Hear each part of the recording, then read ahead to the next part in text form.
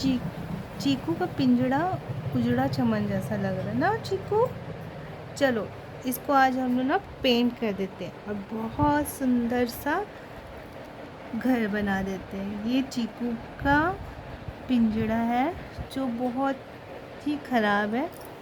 चलो अब हम लोग इसको नया बनाते हैं। ठीक है चीकू, फिर काट रहा है। गुस्सा मत करो, तुम्हारा घर को सुंदर बना देंगे पक्का, प्रॉमिस। ठीक है चलो बाय कर दो। तो बाय चीकू बोलो। गुस्सा